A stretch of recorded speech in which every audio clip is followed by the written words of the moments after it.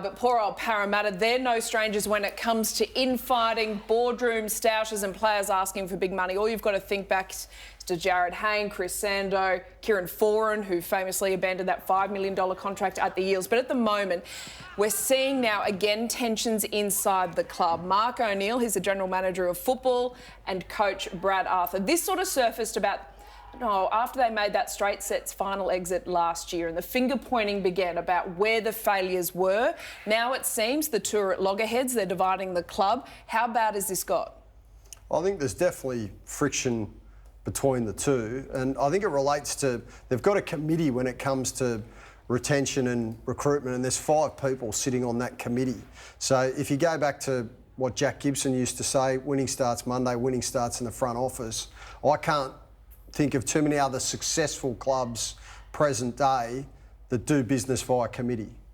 Yeah, but you do have some collaboration. Like the benchmark for recruitment and retention in the NRL is Melbourne Storm.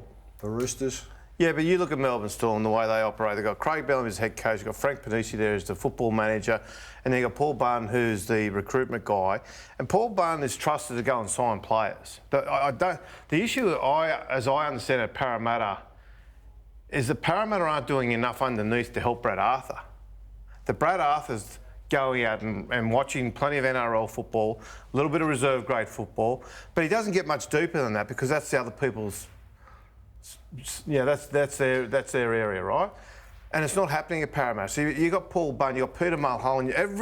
All the successful clubs have got really good recruitment guys who are at all the junior cars. You look at what Scott Fulton's doing at Manly and what he's done this year with the likes who have come through there. That's not happening at Parramatta. So you got Brad Arthur and Mark O'Neill who have different ideas. And I spoke to Jim Sarantinos today, the chief executive, who disputed that there was an issue between them. Okay. He said they have robust conversations, is how he phrased it, about what they want. He did say that Brad Arthur has never been told to take a player he didn't want. And he said, while there have been players, obviously, that Brad wanted, he said, you know, in the whole negotiation process, as players use up other clubs and whatnot, he said we've lost them to other players. So, and that's par for the course. But the issue is that they're not on the same page. And to Hoops' point, it's happening. The committee's too big. You got 5 people in the committee. You got Sean McElduff, who's the chairman. You've got Jim Sarantinos, chief executive, O'Neill, Brad Arthur, and Ben Rogers, who's the recruitment guy. And if they can't, there's not a lot of football intellect in that room, to be fair. Okay, I'm talking about boots on the ground, people who know what a football player looks like. And so essentially, you've only got really O'Neill and Arthur, who have got that sort of background in the game that can actually look at a guy and say, and if they're not agreeing, what do the other 3 do other than be subject to the politics? So when O'Neill says things like we need more of an holistic approach, we need Brad Arthur to be more mindful, does he want more of an emotional IQ out of Brad Arthur? Because, you know, some of the quotes, even last year, were saying we're not going to win a premiership running 3 more laps on the training field. They want a greater emotional in-depth approach. And does that mean Brad Arthur needs to be more like a Robinson or a Bennett or a Bellamy? I think it's a ridiculous conversation, to be honest with you. Like, Brad Arthur is doing a mighty job at Parramatta. When you look at they're sitting 4th on the ladder, they're a constant 4th team or a top 4 team. They this year had 1 starting Origin player who was Junior Paulo. And they're consistently staying up at the top of the ladder.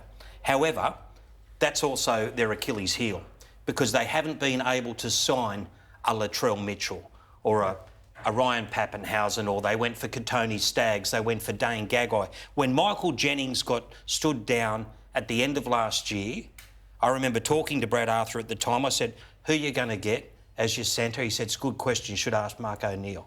These two have been butting heads since they came together. But there's nothing wrong with a little bit of robust conversation. But at the end of the day, they've got to sign some players and they haven't got the superstars to take them to the next level. So whether that's Brad Arthur's fault or it's the committee's fault or if it's Mark O'Neill, what's happening at Parramatta is that they're all responsible for not taking them to the next level. So has it got to a point that they need to mediate or is one going to have to leave? I don't think it's at that point, Vaughn. I think they need to mediate. But I get the impression, when you talk to clubs and they talk about culture and how they're honest with each other, but then you start talking to people around the place, and it's not really that honesty. They all pretend to be honest. There's a fake honesty, so to speak. I tend to think that's what's happening at Parramatta. Well, yeah, there might be robust conversation, but it doesn't get resolved in that meeting, from what I understand. So blokes then walk out of the meeting, and it's a bit like, well, I'm not happy with that. There's a little bit of, I don't want to say bitching, you know what I mean, but just a little bit of moaning about things. So it's not resolved there, and they don't walk out on the one page, and that's the issue. And if the other football guys, as in the chairman and the CEO, are there, and they can't spot a footballer like the great talent scouts can, and respectfully, I don't think they can, then they're a little bit vulnerable to the outside politics, where a bloke comes in, they have the meeting, then pulls them aside after the meeting, says, listen, I'll just tip you to this or that. And that's not healthy. You can trace the genesis of the divide back to a couple of years ago when Clint Gutherson was in his last round of contract negotiations for an extension with the Eels, and it blew up publicly and it got really ugly, and clearly they weren't all on the same page, because initially the club underarmed him. Then there was all this propaganda about perhaps his knees were a bit suspect and he wasn't worth the money. In the end, they ended up striking a price and doing the deal. And he's been their captain and their leader since. The fact that he's really closely aligned with Brad Arthur, I think, is quite telling.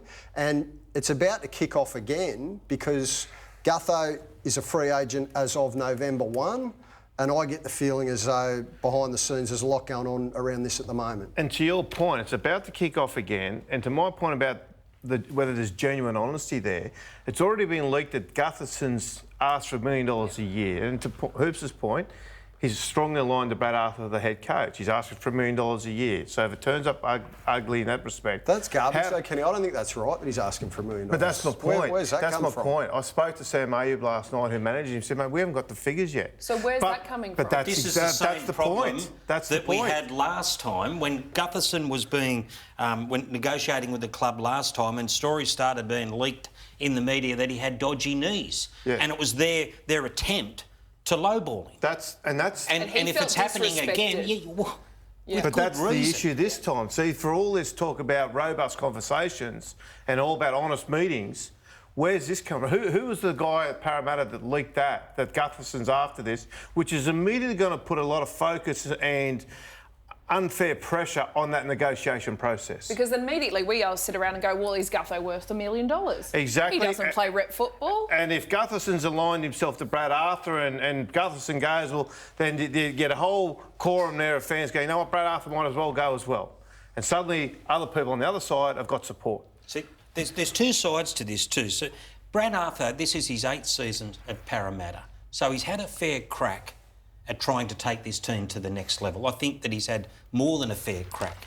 However, it hasn't been a smooth run. No, it hasn't been a smooth run, but it has been for the past few years, and he's been there for 8 years, mate. And in 8 years, if you don't make it to, I know there was, but if you don't make it to that top level in 8 years as a head coach, well, you'd expect it. This is what I'm going to say though. On the other side of the coin, you're talking about the chairman and the CEO and Mark O'Neill, who's relatively inexperienced in his position. If they were to get rid of Brad Arthur now, there's a potential there for them to, as a club, to end up like the next Broncos and have a bunch of people running the joint that have got no footy IQ. Yeah, got best intentions but don't actually know what they're doing. And that's the tricky part where Parramatta are at right now, is they've really got to manage their way through it. See, I said last night on the show, Parramatta, from my way of thinking, what they're really missing is that genuine superstar in the game. And do they recognise that internally? I think they do, but I think they do, and I think there's concern there about what you said earlier about missing out on Katoni Staggs and Dangogo and that.